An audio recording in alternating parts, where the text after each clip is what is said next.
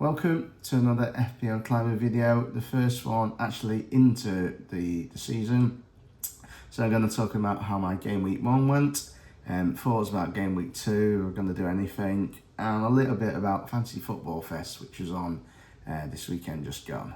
So game week 1, actually have had a good start to get a FPL season for the first time in, well, I won't say ever, but it seems like ages. It seems like I always have a bad start. So I got 77 points, 170k rank. Usually at this stage, I would say, oh, it doesn't matter about your rank until at least 6, 7, 8 game weeks into the season. But I'm caring a bit more now that I've done well. So yeah, I'm happy with that. I did play a bench boost, so obviously you could argue that I should be doing well, but I think I did better than well. So I had a good season, good start. The main one on my bench, I got 24 points for my bench boost. Sangaré obviously was the main one with 14 points. Verbruggen was 6 points, and then I had the rest was 2 points, so Diop and Sims. I wasn't expecting much from Diop. Sims was certainly a punt because he was playing Arsenal. I think a factor was that I was going to be watching the match and with all the FPL players and all that. Imagine if he did score. And even though I had a Calafiori, the benefit of it, instead of Calafiori getting a clean sheet and Sims scoring, anyway, he didn't do anything anyway. If I didn't play my bench boost, it's hard to say what would I've had Sangaré. A lot like I wanted him on my team, but I think a lot of people, he was one of the factors of getting him in was he would have likely got DEFCON, and he's going to get DEFCON for a lot of this season. Based on his recent seasons, he would have got it on more often than not. So it's difficult to say. Looking at my team, I was 100% going to have Bruno, more on him later. Tzolis, more on him later, was 100% in. And Bumo, because I wanted that double United midfield, since we get Hull, obviously, falling down a bit. And then the other one, I've got Szoboszlai in, and I was quite happy with him. It was either going to be Szoboszlai or Verse, and obviously so it worked out better. So that fifth midfielder was always going to be Sangaré. But if I did play bench boost, would I have had a different sort of team? I may have gone for the front three, or like three proper sort of first 11 type players. I would have gone for Haaland, Pedro, and probably DCL was likely. So I could have had Sangaré and then he maybe on the bench. I don't know if I could have afforded that, but it's difficult to say. But anyway, I'm not maybe I shouldn't think too much about it. I played the bench boost, got a lot of points at the bench, had a good game week, so there we go. So yeah, it got returns from about 6-7 players. Calafiori was good with 9 points. Verbruggen with 6. Szoboszlai with that last minute penalty, which I don't know. Let me know. I mean, Liverpool fans, if watching, does that mean Szoboszlai is the number 1 Liverpool penalty taker now? Because it was right at the end of the match. Isak was still on the pitch. So I don't know if Isak, I would have thought it'd be the penalty taker, but is a factor that it was against Newcastle, his former team, and I didn't leave on best terms. A fact that he didn't want to take it, did he bottle it? I don't know, but I'll keep him in. Tzolis, he got 6 points. 6 points. He could have got. I didn't watch. Well, actually, I did watch, but I can't remember. I've not checked the stats, but maybe he could have got more. But Tzolis is in based on I got him in, like as a lot of people got him in when it became showing on pre-season, and then on the Charity Shield he did well, and he's his ownership shot up. But I had him in a bit before that, basically purely because he's only 6.5 million, and just the number of attacking returns he's got in the last sort of 3 seasons. It's last season, it's 51 goal involvement, so goals and assists. The season before that, it's 37. The season before that was 36. So obviously he's not in the you could argue the league he's playing in, but I think he's shown already he's really good. And he's only 24 years old, so I think he's going to improve. So that's how. I think I like Tzolis. Sangaré, the 14 points, as I already mentioned, so that's brilliant. He won't be getting 14 points every week, but I think he's going to be a really good value. And then I got Pedro, who's very popular, and he got 11 points, which is great. The captain, unfortunately, was a fail. I captained Bruno. It was on Haaland, so it didn't make too much difference because Haaland also got 2 points. I was convinced by, convinced maybe is a bit of a strong word, but someone mentioned after I said, captaining Haaland, why aren't you captaining Bruno, United fan, etc. And then I thought, maybe I should, and I would be watching the match. It's against Hull, in theory, should be easier. But anyway, it didn't work out. And so I think I got away with it. Looking at the sort of the stats on who everyone picked as captain, overall in the whole game, 50% captain Haaland, Bruno was 17%, Pedro 6%, Isak 4%, and then the rest low down. Apparently 1.2% triple captain Haaland and 0.5% triple captain Bruno.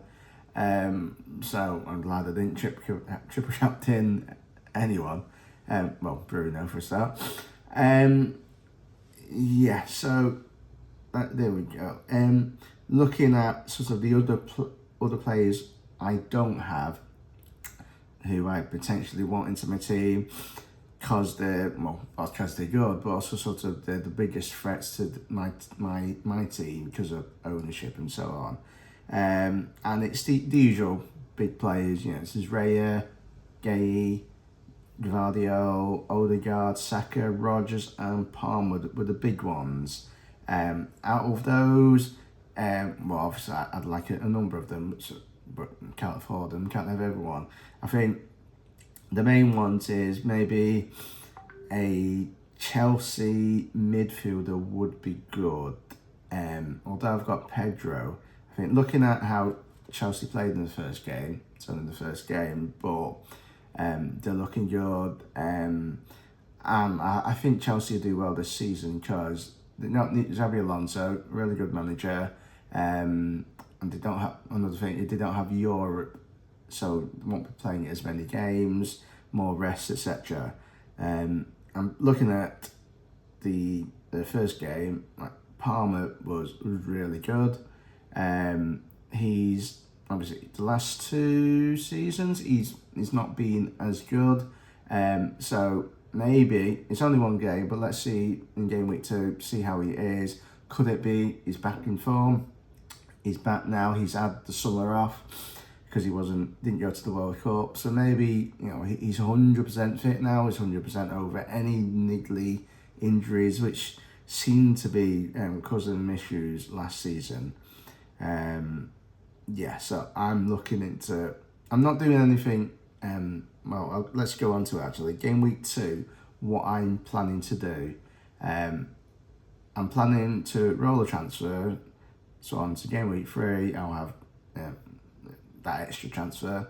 I think a lot of people should be doing that really, because you've had the whole season to basically have a wild card. You've had so much time to plan and think and look at pre-season matches and everything. It should be. I hopefully planned for more than 1 game week at least. Maybe leave it to at least a bit later than that. But obviously, if you've realised what you've done, you've made a mistake, you've not got someone you really want, maybe if it's a straight swap, go for it. It's a hit. It seems a little early, but it all depends on your team. For me, like I said, I'm going to roll. I'm happy with most of the players in. Obviously, I'm not too happy with United players, especially being a United fan. They were awful against Hull. Bruno, I sort of forgot he was playing at some points. And Bumo did have some two sort of good chances that the keeper saved.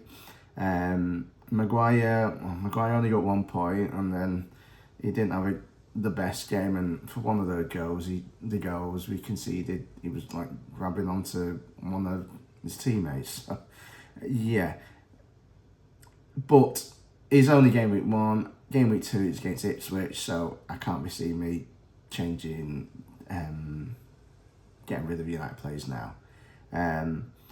If you want to do any transfers on and looking at who's good for which teams, lots of who's going to score, etc., it's the usual ones you might expect. Who are up there with the projected goals: City, Liverpool, Arsenal, Chelsea, and United. They're playing Ipswich, that's why. But they had a high XG in game 1 against Hull, but obviously scored nothing. So let's see how game week 2. It can't be as bad, hopefully. It's at home, it's at Old Trafford, so fingers crossed. If you are planning to do some transfers though, maybe have a look at the price changes, see if that's going to affect your transfer decisions. If you've got nothing in the bank and you desperately want a player and he's going to go up in price over tonight, then you might want to do the transfer ASAP. I'm doing this on Tuesday evening. So when you let's check on the price changes, it will be probably different. But right now, for example, the Coupe and Sangaré and maybe California look like they're going to go up in price. So by the time you watch this, they may have already gone up in price. And Martinelli and Gyökeres look like they're could drop. So check on the official Fantasy Premier League website, and it's now got a price changes section, so have a look at that. And finally, just to mention about Fantasy Football Fest, which I mentioned a bit earlier on, and if you don't know, it's the sort of annual event which is for Fantasy Premier League, where fans can go meet other fans of FPL and get to see some FPL content creators who sometimes on stage with Q&As and stuff like that, but also they're just there as well, so you can chat to them, have a photo with them, etc. I didn't really do that this season, this year. I don't know why. Maybe I've been a bit shy. I don't I don't know. But I've met them before in previous fests, and also I think when they were in Manchester once, when the Football Content Awards was in Manchester, they met up. Was it a meet up or they met up before or after, something like that?